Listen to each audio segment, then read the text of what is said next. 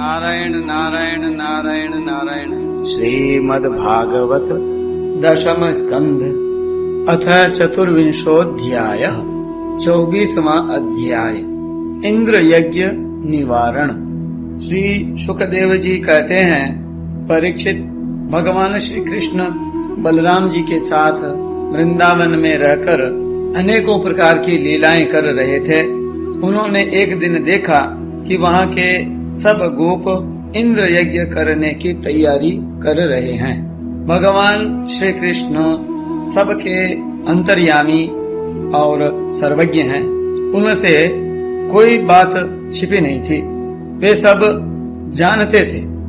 तदभिज्ञोऽपि भगवान सर्वात्मा सर्वदर्शनः। फिर भी विनयावनत होकर उन्होंने नंद बाबा आदि बड़े बूढ़े गोपों से पूछा, पिताजी, आप लोगों के सामने यह कौन सा बड़ा भारी काम, कौन सा उत्सव आ पहुंचा है? इसका फल क्या है? किस उद्देश्य से, कौन लोग, किन साधनों के द्वारा यह यज्ञ किया करते हैं? पिताजी, आप मुझे यह अवश्य बतलाइए। आप मेरे पिता हैं और मैं आपका पुत्र। ये बातें सुनने के लिए मुझे बड़ी उत्कंठा भी है। पिताजी, जो संत पुरुष सबको अपनी आत्मा मानते हैं, जिनकी दृष्टि में अपने और पराये का भेद नहीं है, जिनका न कोई मित्र है, न शत्रु और न उदासीन, उनके पास छिपाने की तो कोई बात होती ही नहीं। परंतु यदि ऐसी स्थिति न हो तो रहस्य की बात शत्रु की भांति उदासीन से भी नहीं कहनी चाहिए। मित्र तो अपने समान ही कहा गया है, इसलिए उससे कोई बात छिपाई नहीं जाती। यह संसारी मनुष्य समझे बेसमझे अनेकों प्रकार के कर्मों का अनुष्ठान करता है। उनमें से समझ बूझ कर करने वाले पुरुषों के कर्म जैसे सफल होते हैं, वैसे बेसमझ के नहीं।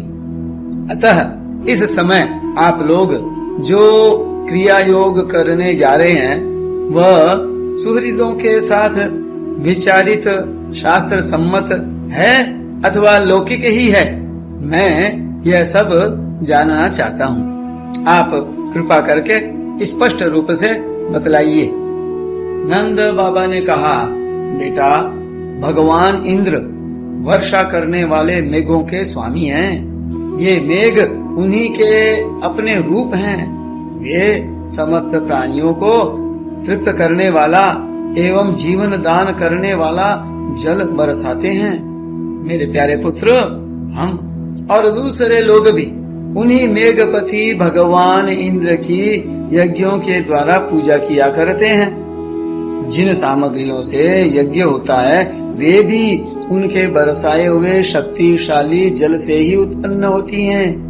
उनका यज्ञ करने के बाद जो कुछ बच रहता है, उसी अन्न से हम सब मनुष्य अर्थ, धर्म और काम रूप त्रिवर्ग की सिद्धि के लिए अपना जीवन निर्वाह करते हैं। मनुष्यों के खेती आदि प्रयत्नों के फल देने वाले इंद्र ही हैं। यह धर्म हमारी कुल परंपरा से चला आया है। जो मनुष्य काम, लोभ, भय अथवा द्वेषवश ऐसे परंपरागत धर्म को छोड़ देता है, उसका कभी मंगल नहीं होता। य एवं विसृजेत धर्मम पारंपर्यागतम नरः कामात् लोभात् भयात् द्वेषात् स वै नाप्नोति शोभनम। श्री शुकदेव जी कहते हैं, परीक्षित, ब्रह्मा, शंकर आदि के भी शासन करने वाले केशव भगवान ने नंद बाबा और दूसरे ब्रजवासियों की बात सुनकर इंद्र को क्रोध दिलाने के लिए अपने पिता नंद बाबा से कहा। श्री भगवान ने कहा, कर्मणा जायते जंतु कर्मणैव प्रविलीयते सुखम दुखम भयम क्षेमम कर्मणैवाभिपद्यते। कर्मणैवाभिपद्यते। पिताजी, प्राणी अपने कर्मों के अनुसार ही पैदा होता है और कर्म से ही मर जाता है। उसे उसके कर्म के अनुसार ही सुख दुख भय और मंगल के निमित्तों की प्राप्ति होती है। यदि कर्मों को ही सब कुछ न मानकर उनसे भिन्न जीवों के कर्म का फल देने वाला ईश्वर माना भी जाए तो वह कर्म करने वालों को ही उनके कर्म के अनुसार फल दे सकता है।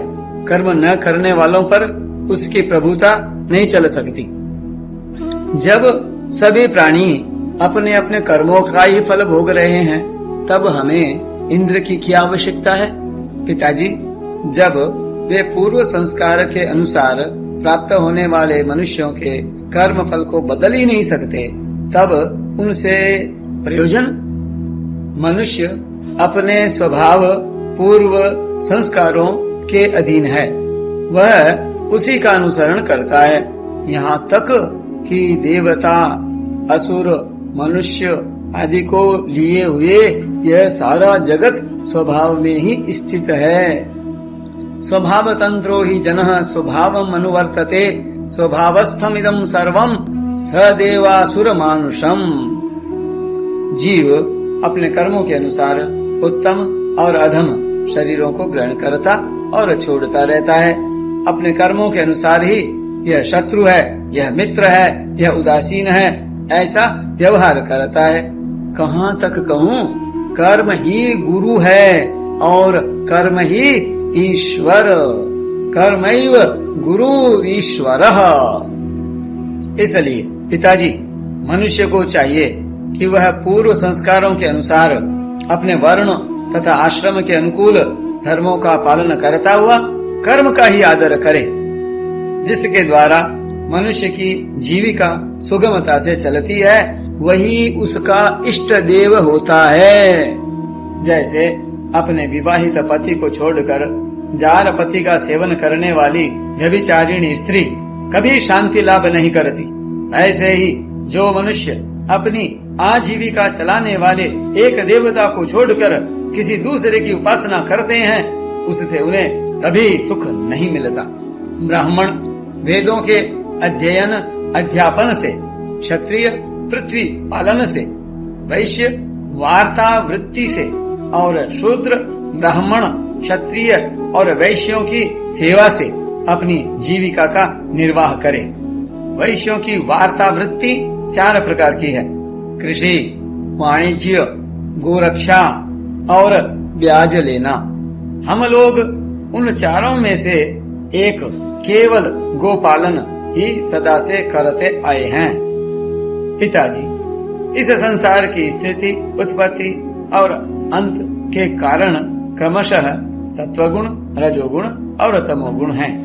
यह विविध प्रकार का संपूर्ण जगत स्त्री पुरुष के संयोग से रजोगुण के द्वारा उत्पन्न होता है। उसी रजोगुण की प्रेरणा से मेघगण सब कहीं जल बरसाते हैं। उसी से अन्न और अन्न से ही सब जीवों की जीविका चलती है। इसमें भला इंद्र का क्या लेना देना है? वह भला क्या कर सकता है? पिताजी, न तो हमारे पास किसी देश का राज्य है और न तो बड़े बड़े नगर ही हमारे अधीन हैं। हमारे पास गांव या घर भी नहीं है। हम तो सदा के वनवासी हैं। वन और पहाड़ ही हमारे घर हैं। इसलिए हम लोग गौओं, ब्राह्मणों और गिरिराज का यजन करने की तैयारी करें। इंद्र यज्ञ के लिए जो सामग्रियां इकट्ठी की गई हैं, उन्हीं से इस यज्ञ का अनुष्ठान होने दें। अनेकों प्रकार के पकवान, खीर, हलवा, पुआ, पूरी आदि से लेकर मूंग की दाल तक बनाए जाएं। ब्रज का सारा दूध एकत्र कर लिया जाए। वेदवादी ब्राह्मणों के द्वारा भली भांति हवन करवाया जाए तथा उन्हें अनेकों प्रकार के अन्न, गौएं और दक्षिणाएं दी जाएं। और भी चांडाल, पतित तथा कुत्तों तक को यथा योग्य वस्तुएं देकर गायों को चारा दिया जाए और फिर गिरिराज को भोग लगाया जाए। इसके बाद खूब प्रसाद खा पीकर सुंदर सुंदर वस्त्र पहनकर गहनों से सजा लिया जाए और चंदन लगाकर गौ, ब्राह्मण, अग्नि तथा गिरिराज गोवर्धन की प्रदक्षिणा की जाए। पिताजी, मेरी तो ऐसी सम्मति है। यदि आप लोगों को रुचे तो ऐसा ही कीजिए। ऐसा यज्ञ गौ, ब्राह्मण और गिरिराज को तो प्रिय होगा ही, मुझे भी बहुत प्रिय है। एतन मम मतम तात क्रियताम यदि रोचते अयम गो ब्राह्मणाद्रीणाम मह्यम च दयितो मखः। श्री सुखदेव जी कहते हैं, परीक्षित, कालात्मा भगवान की इच्छा थी कि इंद्र का घमंड चूर चूर कर दें। नंद बाबा आदि गोपों ने उनकी बातें सुनकर बड़ी प्रसन्नता से स्वीकार कर ली। भगवान श्री कृष्ण ने जिस प्रकार का यज्ञ करने को कहा था, वैसा ही यज्ञ उन्होंने प्रारंभ किया।